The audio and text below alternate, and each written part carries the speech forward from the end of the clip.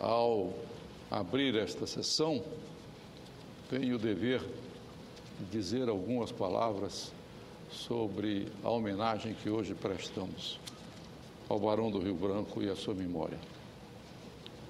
Quando eu cheguei à presidência da República, um estudioso da história e como intelectual, eu julgava que o pai do Barão do Rio Branco, o Visconde do Rio Branco, era maior do que ele.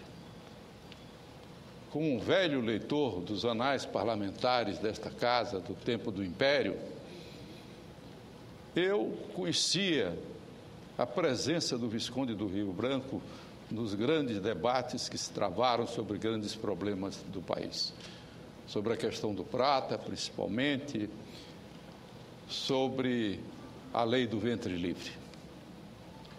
Na presidência da República, contudo, eu devo confessar que, lidando com os problemas de Estado, pouco a pouco, eu senti surgir a grande figura do estadista, o grande brasileiro que eu considero do século XX, que pensou de forma extraordinária na estratégia do país para o futuro, fazendo do Brasil um país com fronteira com 10 países, sem nenhum problema de fronteira.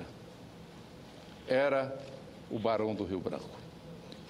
Ele voltava da Europa e dizia que as guerras e as divergências surgidas no mundo inteiro, elas começavam por problemas de fronteira, como existiam na Europa, que ele tão bem conhecia.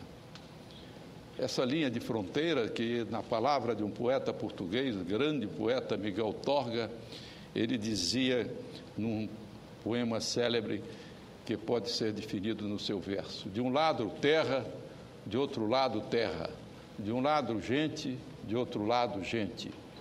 Mas há um sentimento de pátria que mexe no mais pequeno torgo adormecido. Assim ele definia a fronteira. Para o Rio Branco, podemos usar a expressão de Horácio: causa fuit pater is. A causa do que sou é meu pai. Os dois, José Maria da Silva Paranhos, pai e filho, tiveram muito em comum nas condições de começar a vida, embora completamente diferentes.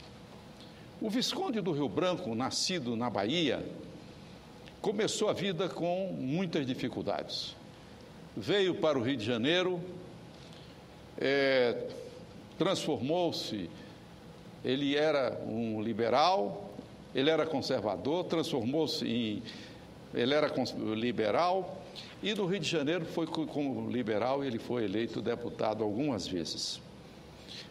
Ao chegar no Rio de Janeiro, com o seu brilho e a sua inteligência, ele logo entra na política e aí é várias vezes eleito deputado para o Congresso e foi convocado logo em seguida pelo Visconde do Paraná, o grande Honório Hermeto Carneiro Leão, para fazer parte da missão diplomática que ele ia executar no Prata. E em 1852, já o Barão, ele é ministro, o pai do Barão já era ministro do grande gabinete da conciliação, da qual ele participava como ministro da Marinha.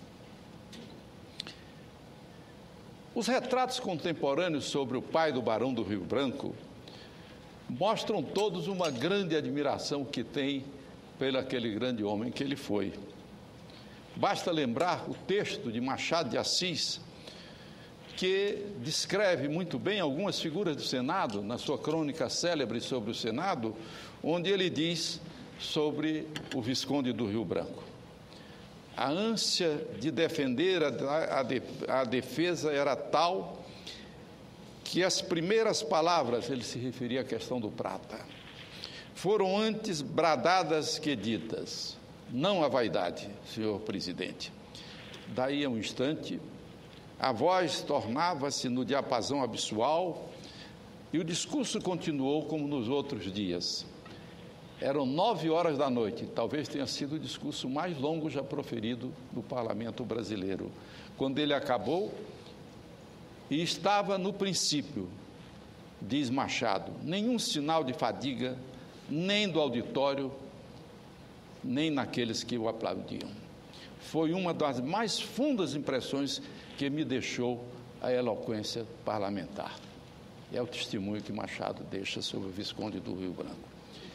Joaquim Nabuco também dá o seu depoimento e diz sobre ele: tinha seriedade, critério, infatigabilidade, coragem, vigor físico, e aí vai uma virtude que hoje nós não temos mais e que naquele tempo era virtude dos políticos: pontualidade, correção, figura e maneiras.